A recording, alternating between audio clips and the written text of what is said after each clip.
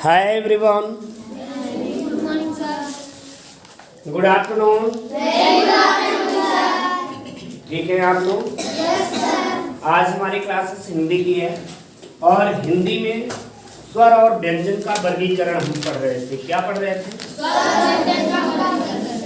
हाँ, वर्गीकरण। तो आज हम व्यंजन के वर्गीकरण में पढ़ेंगे। व्यंजन का वर्गीकरण क्या पढ़ेंगे? व्यंजन का वर्गीकरण।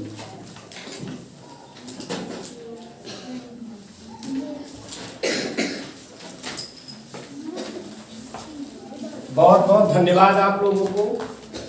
और चित्रांश पब्लिक स्कूल क्लासेस आपका स्वागत करती है, आप सभी का, आप सभी मित्रों का, जितने मित्र हमारे वीडियोस को देखते हैं, जो चैनल से जुड़े हुए हैं, सब्सक्राइब किए हुए हैं, सबको सबका स्वागत है हमारी संस्था में। आज हम व्यंजन का वर्गीकरण पढ़ेंगे। क्या पढ़ेंगे? व्यंजन का वर्गीकरण। व्यंजन का वर्गीकरण। वर्गीकरण का मतलब क्या होता है? बांटना। क्या होता है? बांटना। आखिर ये व्यंजन क्या है, इस चीज पर हम चर्चा कर चुके हैं। फिर भी हम ये समझने के लिए एक बात बताएं कि व्यंजन क्या है। व्यंजन का मतलब होता है भोजन। क्या होता है? भोजन। भोजन। व्यंजन का मतलब होता है भोजन। जब कई प्रकार की चीजें, खाने वाली चीजें इकट्ठा होती हैं और एक साथ होती हैं, सम्मिलित होती हैं, तो उसे व्यंजन कह दिया जाता है। ठीक है?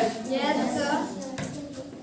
जैसे कह दिए 56 प्रकार का भोग, 56 प्रकार के व्यंजन है ना, 56 भोग, तो वो हो जाते हैं व्यंजन। व्यंजन अच्छा तभी लगता है जब उसमें नमक का स्वाद हो, है ना?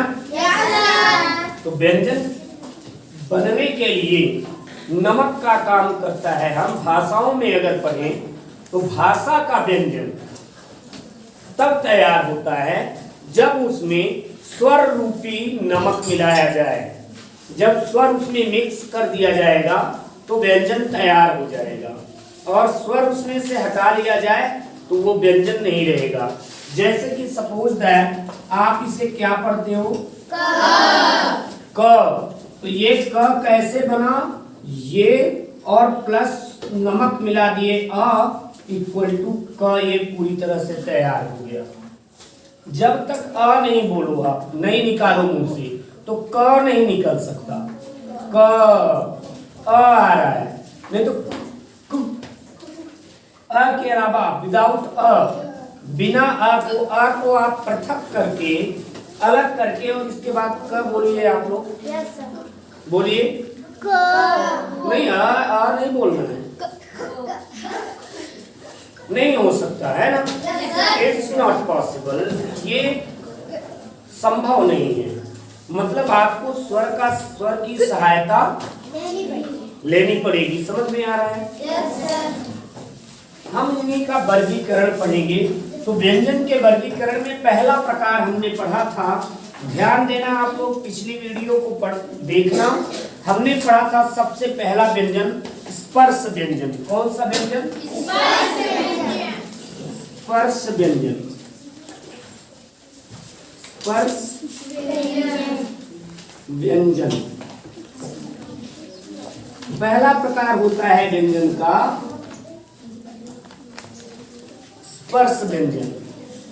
इसमें कौन कौन से आते हैं, कौन कौन से व्यंजन इसमें सम्मिलित हैं, उनको हम देखेंगे। इसमें सम्मिलित व्यंजन में क वर्ग। कौन सा वर्ग? हाँ बिल्कुल, बहुत बढ़िया पढ़ रहे हैं आप लोग, ध्यान से पढ़िए। क वर्ग। ये क वर्ग क्या है?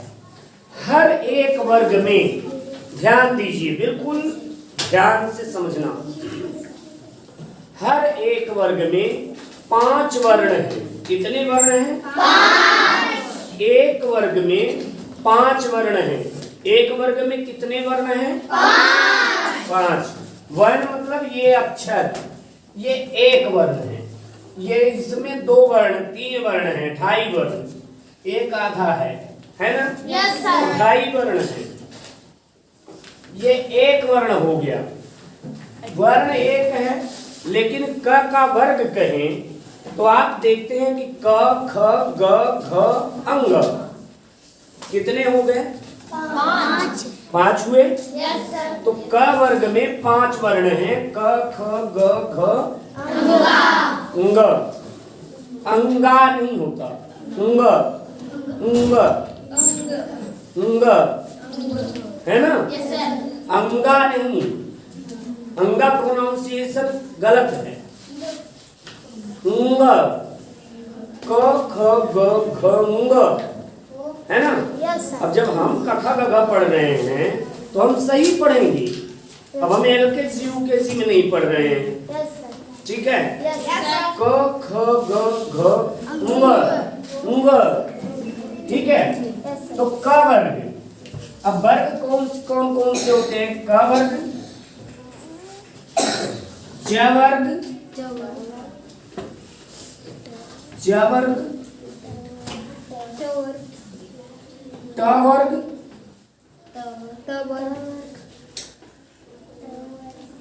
ट वर्ग, वेरी गुड, ट वर्ग,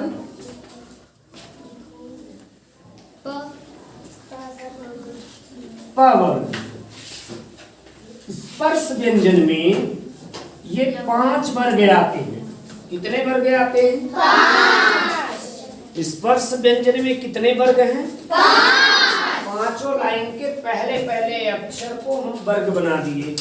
इस वर्ग, क वर्ग में 5 वर्ण, च वर्ग में 5 वर्ण, ट वर्ग में 5 वर्ण, त वर्ग में 5 वर्ण और प वर्ग में 5 वर्ण। टोटल वर्ग कितने हो गए? 5। ये वाले टोटल स्पर्श व्यंजन में कितने वर्ग हो गए? 5। कचट तप, कचट तप कौन कौन से हो गए? कचट तप, ठीक है? ठीक है ना? ठीक है, मजा आ रहा है? क वर्ग, च वर्ग, ट वर्ग, त वर्ग, प वर्ग, कचट तप 5 वर्ग हो गए। प्रत्येक वर्ग में 5 वर्ण हैं, ठीक है? क वर्ग में क, ख, ग, घ, एम, उंग, क ख ग घ उंग। बिल्कुल नीट एंड क्लीन आप लोग नोट करेंगे, साफ सुथरा। च, छ, ज,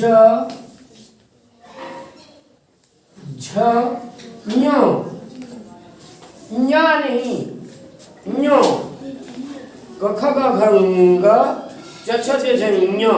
अभी क्या पढ़ते हैं? का खा गा खा अंगा, जा छा जा छा नो, क ख ग घ ङ, च छ ज झ ञ, है ना? Yes sir. ठीक है? क ख ग घ ङ, च छ ज झ ञ। ट वर्ग में कितने वर्ण? 5। ट, ठ, ड, ध, ड़। आड़ा नहीं, ड़, ड़, ठीक है ना? सही बोलिए, शुद्ध प्रोनाउंसिएशन कीजिए। ड़, आड़ा नहीं होता। ड़, क ख ग घ ङ, च छ ज झ ञ, ट ठ ड ढ ड़। ठीक है? अब चलते हैं आगे। नेक्स्ट, त वर्ग, त, थ, द, ध, न। ये भी 5 वर्ण हो गए। त वर्ग में 5 वर्ण, त, थ, द, ध, न। अब प वर्ग, प वर्ग में भी 5 वर्ण, प, ह, ब, भ, ये इतने आपके स्पर्श व्यंजन होते हैं। कौन से व्यंजन होते हैं? स्पर्श व्यंजन। 5 वर्ग है। प्रत्येक वर्ग में, एक वर्ग में 5 वर्ण है। कितने वर्ण है? 5 वर्ण है। टोटल वर्ण कितने हो गए? 25 वर्ण होते हैं स्पर्श व्यंजन के। कितने वर्ण होते हैं स्पर्श व्यंजन के? समझ में आया कि नहीं आया? स्पर्श व्यंजन में वर्ग कितने हैं? 5। वर्ग कितने हैं? 5। ये देखिए, एक हो गया क वर्ग, दूसरा च वर्ग, तीसरा ट वर्ग, चौथा त वर्ग और 5वां प वर्ग। बहुत बढ़िया। कितने वर्ग हो गए? 5 वर्ग हो गए। हो गए? बहुत बढ़िया पढ़ रहे हो आप लोग, बहुत बढ़िया, वेरी गुड। ध्यान दें, आप लोग जब भी वीडियोस को देखें लाइक करें और कमेंट करें कि हाँ बढ़िया, मेरे समझ में आ गया। ठीक है, अच्छा था, नाइस। स्पर्श व्यंजन, पहला व्यंजन का प्रकार है स्पर्श व्यंजन। व्यंजन का पहला प्रकार स्पर्श व्यंजन। स्पर्श व्यंजन में कितने वर्ग हैं? 5 वर्ग हैं। और वर्ण कितने हैं? 25 हैं। किसी को कोई दिक्कत? समझ में आया? Very good. आगे चले। देखो एक चीज और समझना, अगर हम कहें कि क वर्ग का पंचम वर्ण, क वर्ग का पंचम वर्ण कौन सा है? तो उंग। क वर्ग का पंचम वर्ण कौन सा है? च वर्ग का पंचम वर्ण ञ। त वर्ग का पंचम वर्ण त वर्ग का पंचम वर्ण प वर्ग का पंचम वर्ण। अब आपको बताना है च वर्ग का तृतीय वर्ण ज। Very good. ज वर्ग का तृतीय वर्ण ज। ट वर्ग का द्वितीय वर्ण ठ। प वर्ग का तृतीय वर्ण ब। इनको थोड़ा सा बोलिए, सभी जैसे दिखेंगे, ध्यान देना। मैं बोलता हूँ क च ट त प, इनको बोल के देखो। ये बड़े वैज्ञानिक साइंटिफिक ढंग से इसको अरेंज किया गया है। देखना, देखो मैं बोलता हूँ, आप लोग केयरफुली लिसन, सावधानी से सुनिए। क च ट त प, इसकी ध्वनि एक जैसे आएगी।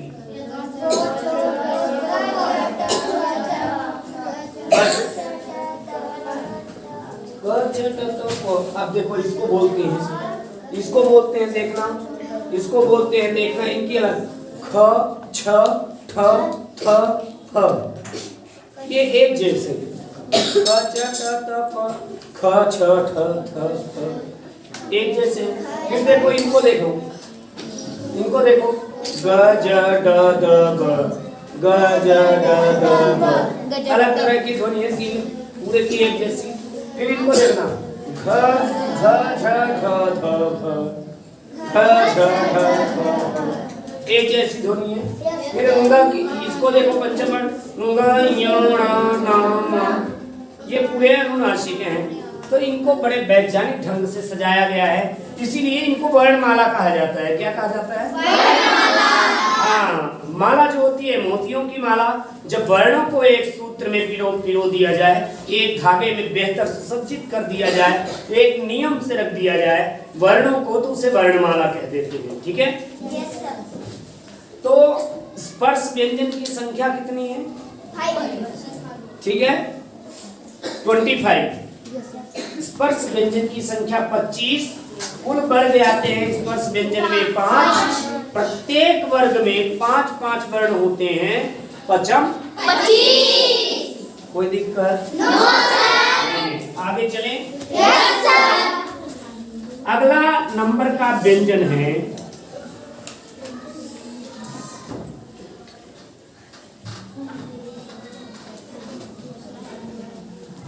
अंतस्थ व्यंजन। कौन सा व्यंजन? अंतस्थ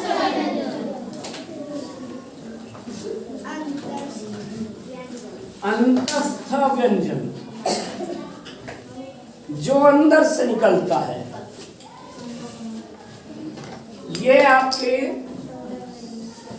अंतस्थ व्यंजन की श्रेणी में आते हैं य, र, ल और व। ये अर्ध स्वर भी कहे जाते हैं। आधे स्वर में इनकी गणना होती है। अंतस्थ व्यंजन में कौन कौन से होते हैं? चार, य, र, ल और व। इनकी संख्या है कितनी? चार। पहले नंबर का व्यंजन कौन से प्रकार का है? स्पर्श व्यंजन। कौन सा व्यंजन? स्पर्श व्यंजन में कितने वर्ण हैं? 5। 5 वर्ग है, 25 वर्ण है। कितने हैं? 25। दूसरे प्रकार का व्यंजन कौन सा है? अंतस्थ व्यंजन। और उनके नंबर ऑफ व्यंजन हैं 4, य, र, ल, व। ठीक है। नंबर 3,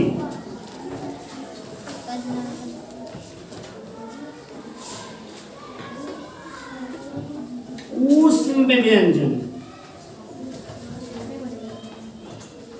ऊष्म व्यंजन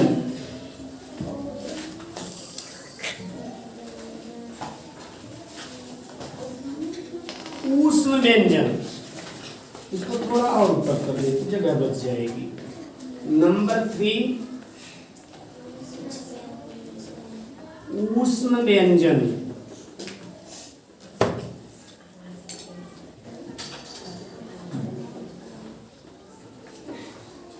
ऊष्म व्यंजन में श, श, श, श, क्ष,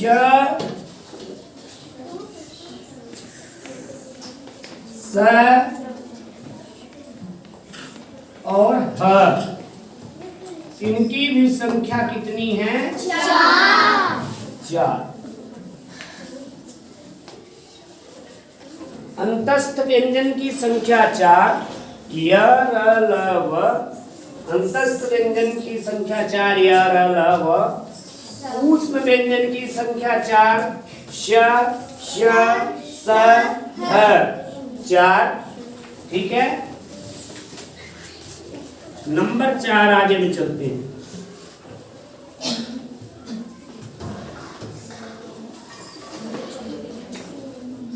संयुक्त व्यंजन।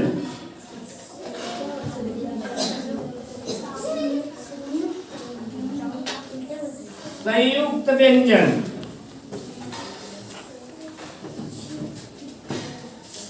श, त्र,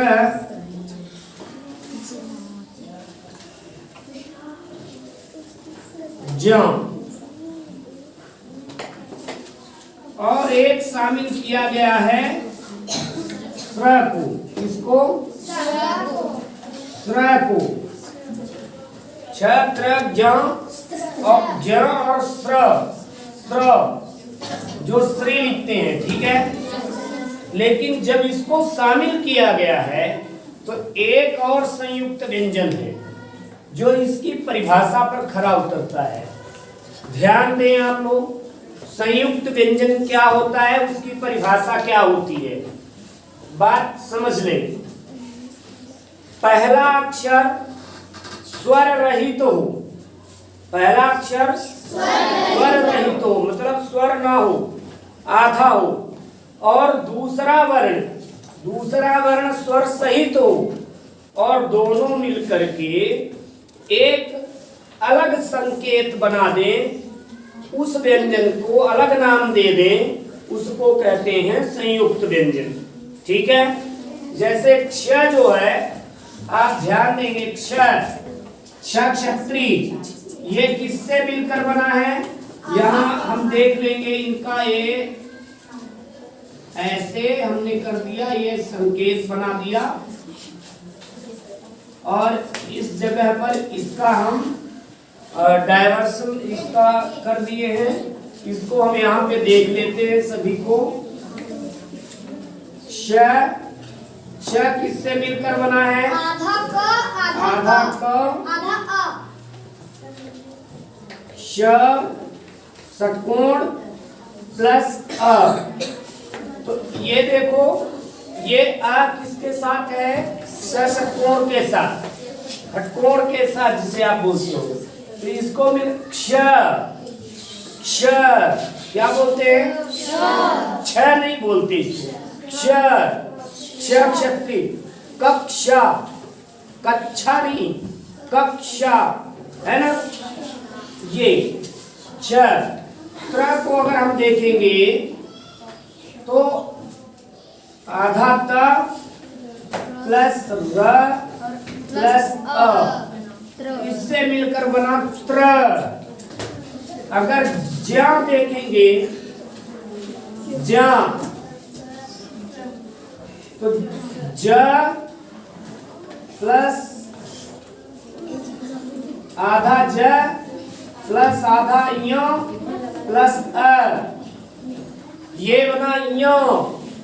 तो ज्य, ज्य क्या मिल बन गया? ज्य।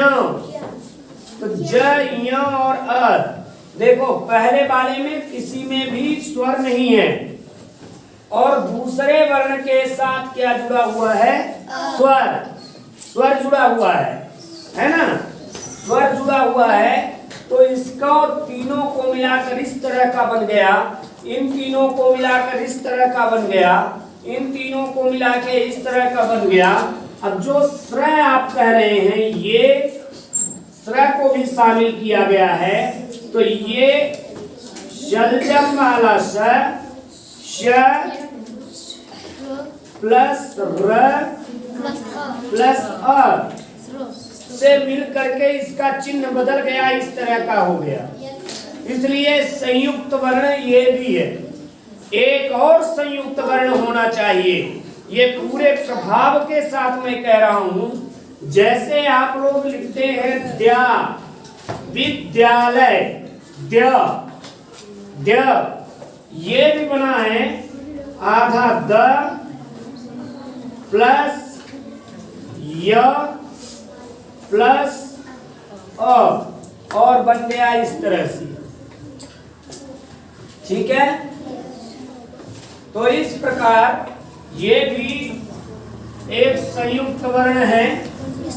तो द्या भी, अगर हम द्या को छोड़कर और संयुक्त वर्ण की गणना करें तो होते हैं 4, और अगर हम द्या को भी इसमें शामिल कर ले, द्या को भी यदि इसमें शामिल कर ले, तो वर्णों की गणना हो जाती है 5।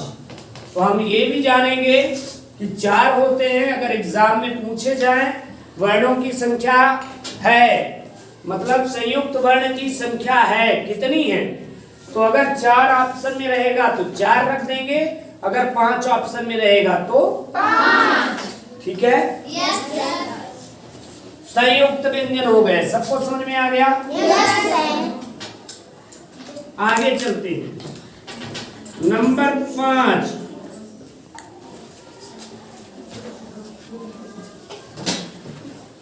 उत्क्षिप्त व्यंजन।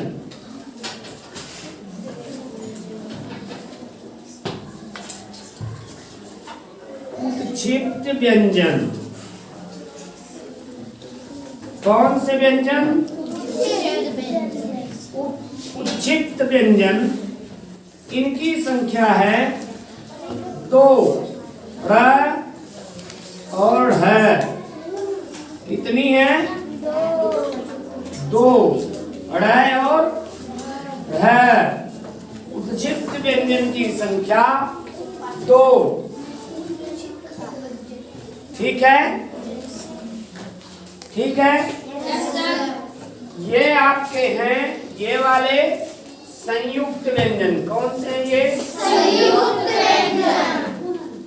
संयुक्त व्यंजन।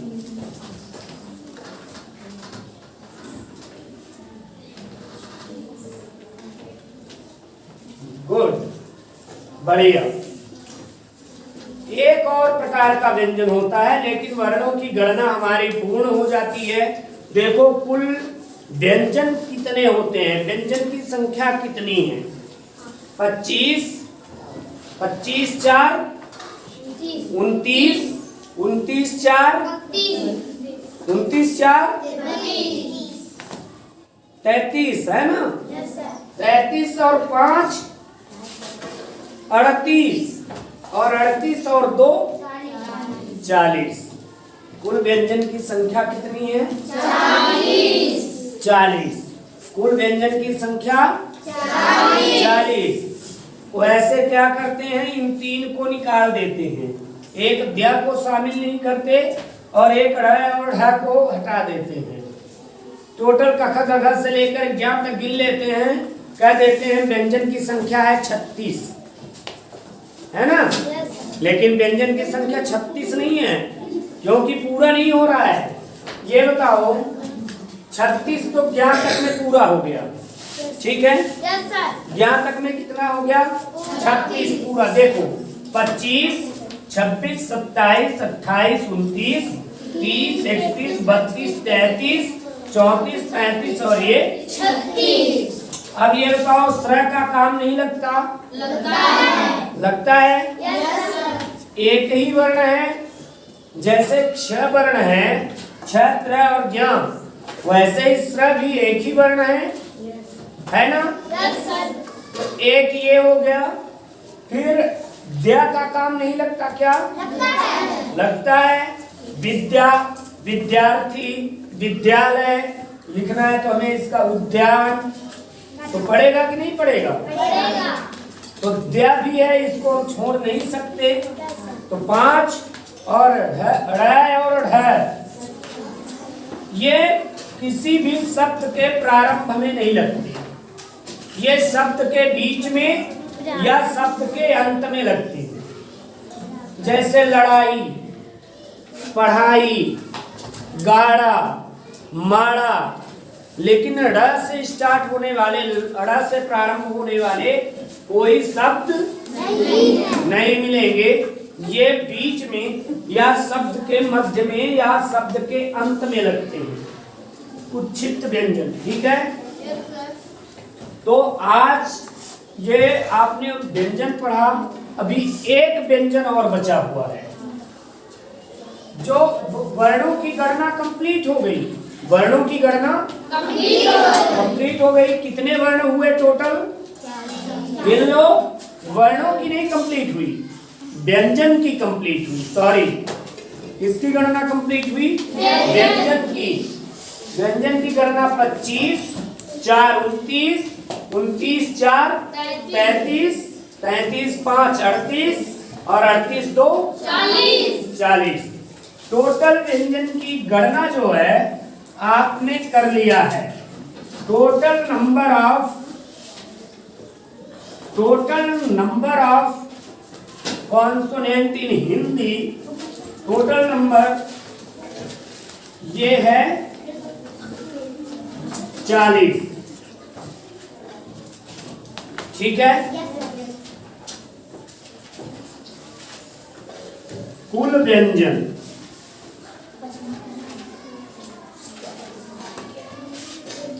व्यंजन कितने हैं? 40। ध्यान दीजिए, आपकी परीक्षा में कभी कभी ये दया को नहीं मानता, तो कितना हो जाएगा? 39। कितना हो जाएगा? 39 39। अगर 39 रहेगा तो आप लोग 39 पर टिक मार देंगे। इसमें एक माइनस कर देते हैं, किसको? दया को माइनस मान लेते हैं, कर लेते हैं। और इनकी संख्या हो जाती है 39। ठीक है ना? क्योंकि बोर्ड नहीं मानता, एग्जाम बोर्ड नहीं मानता। क्यों नहीं मानता, इसके पीछे क्या तर्क है कि नहीं मानता, ये मुझे नहीं पता, लेकिन नहीं माना जाता द्य को, इसलिए 39। अगर आपके परीक्षा में आएगा तो कितने आएगा? 39। कभी कभी 38 भी होता है, ये भी ध्यान रखना। उस कंडीशन में स्र को निकाल दिया जाता है, बाहर कर दिया जाता है। ठीक है ना? तब 38 हो जाएगा।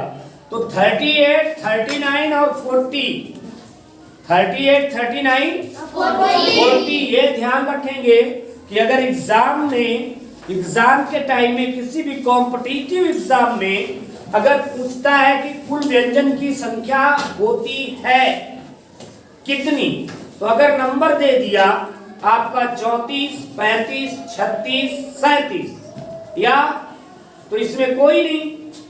अगर दे दिया 36, 37, 38, 39 और 40, तब आप क्या लगाएंगे?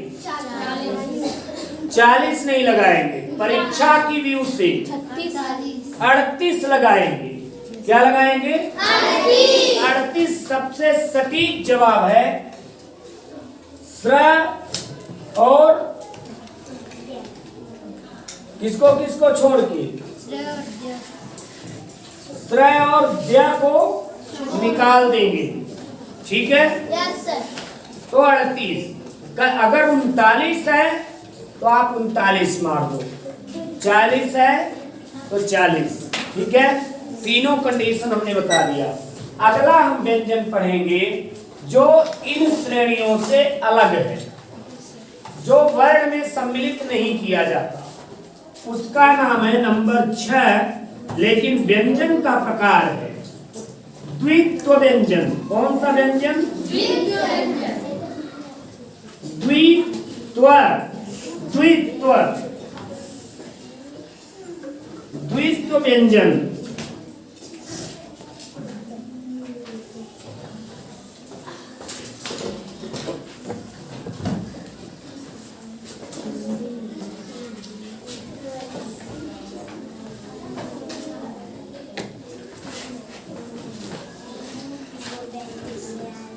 ये द्वित्व व्यंजन।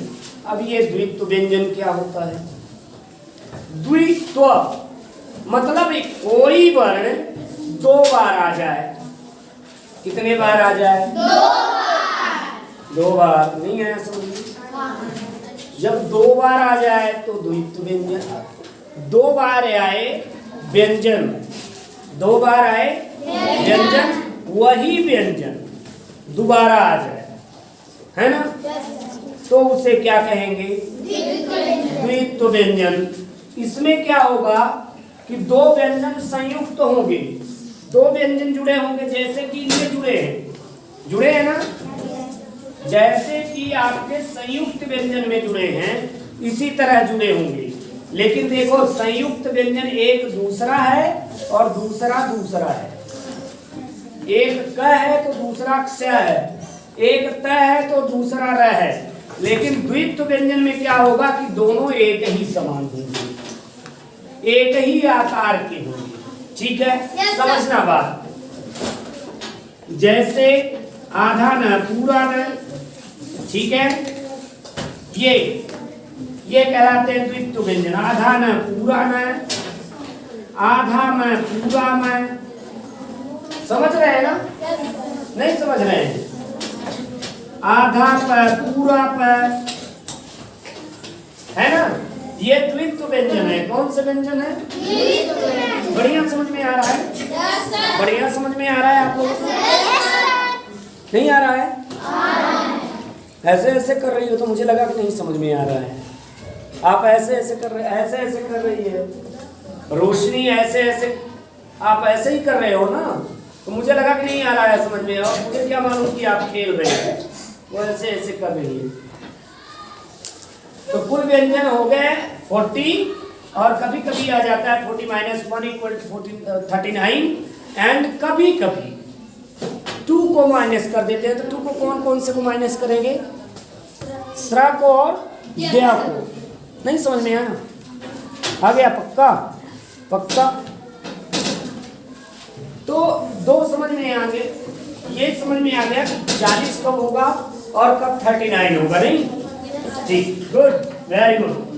तो ये आधा च पूरा च, ऐसे कभी कभी लिखना पड़ता है कि नहीं? जैसे मान लो लिखना है नन्ना, नन्ना, है ना? तो ऐसे ये वाला लिखना पड़ेगा, नहीं लिखना पड़ेगा? मम्मा लिखना पड़ेगा, अम्मा लिखना पड़ेगा, पप्पा, है ना? पप्पा, है ना?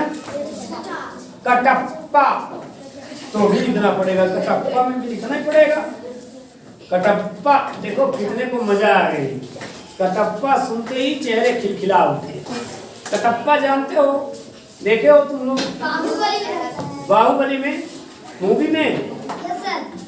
कौन? चित्रांश। हाँ सही है।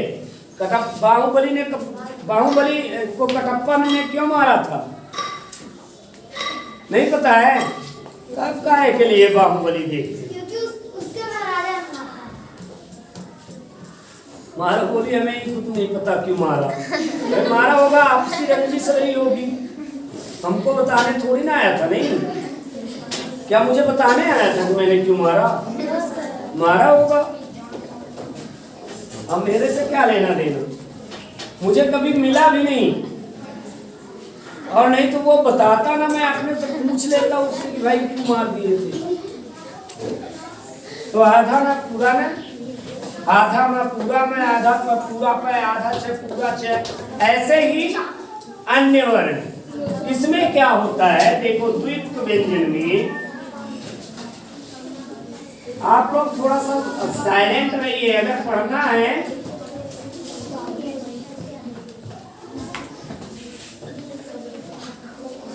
है तो आप लोग शांति बना के रखो, है ना? Yes sir. तब समझ में आएगा। पढ़ना एक साधना है। अगर आप अपने आप को उस सूत्र में साधते हो, अपने मन मस्तिष्क को अगर आप कंसंट्रेट करते हो और अपने साधना के कार्यों में लगाते हो, तब जाकर के आप एक अच्छे साधक बनते हो और आपकी साधना सफलता का रूप लेती है।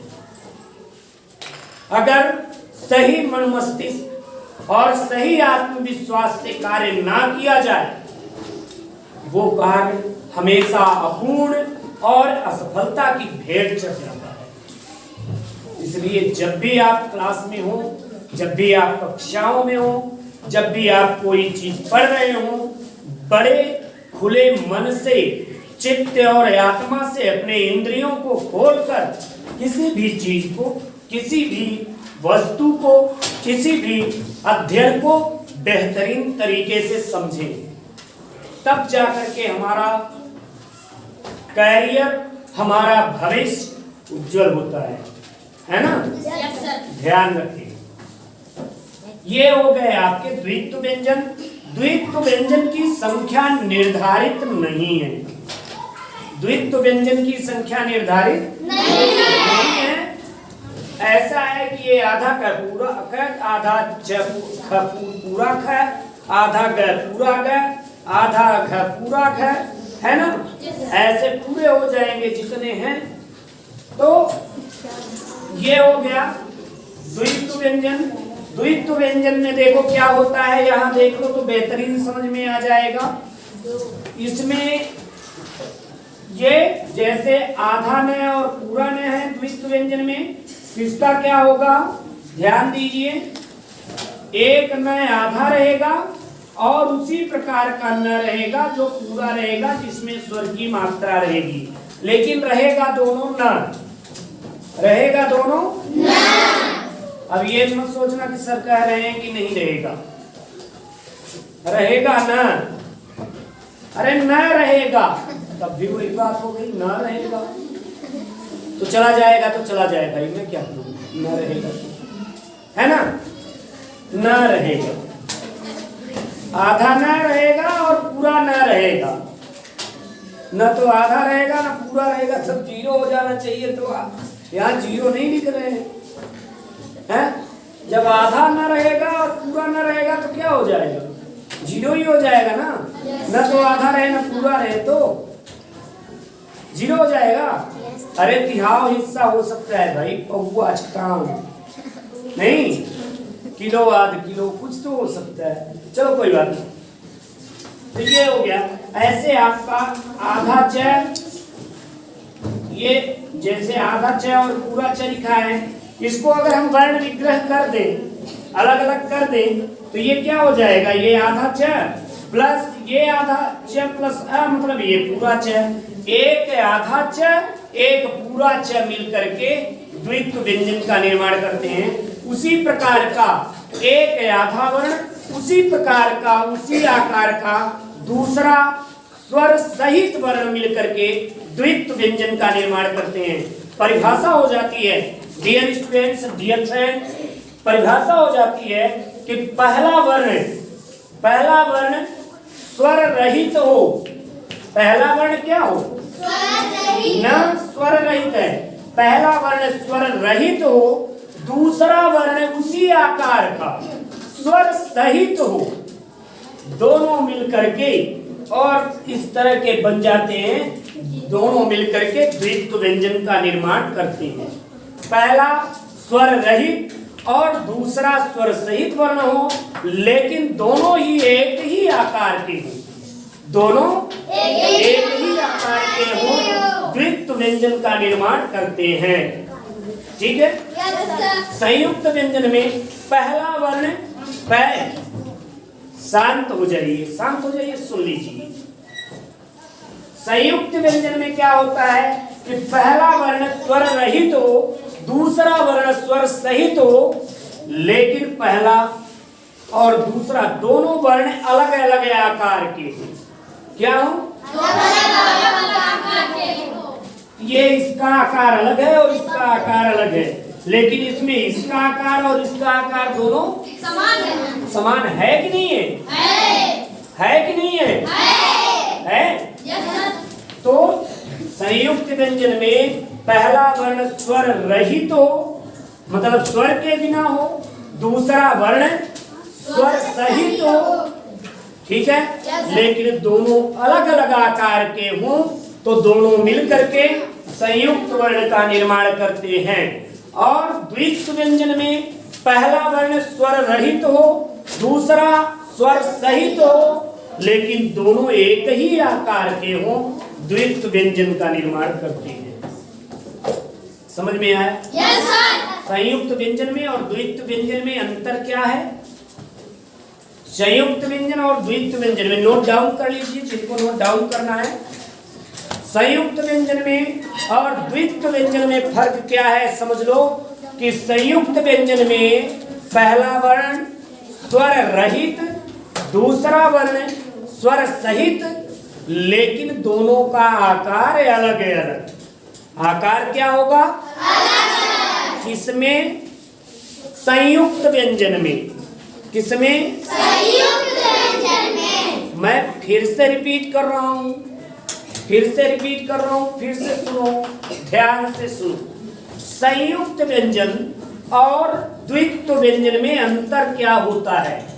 कंफ्यूज मत हो जाना, कंफ्यूजन की घटना का निर्माण ना हो, इस वजह से आप लोग फिर से थोड़ी देर के लिए मेरे तरफ अटेंशन करिए अपना। मैं आपको डिस्क्राइब करता हूं बेहतरीन तरीके से कि द्वित्व व्यंजन में और संयुक्त व्यंजन में क्या फर्क है, अंतर क्या है। How you can describe, how you can different between संयुक्त व्यंजन एंड द्वित्व व्यंजन। ठीक है? कैसे? देखिए, संयुक्त व्यंजन का मैंने यहाँ पे एक तालिका का निर्माण कर दिया है और द्वित्व व्यंजन की यहाँ मैंने एक टेबल बना दिया, तालिका बना दिया।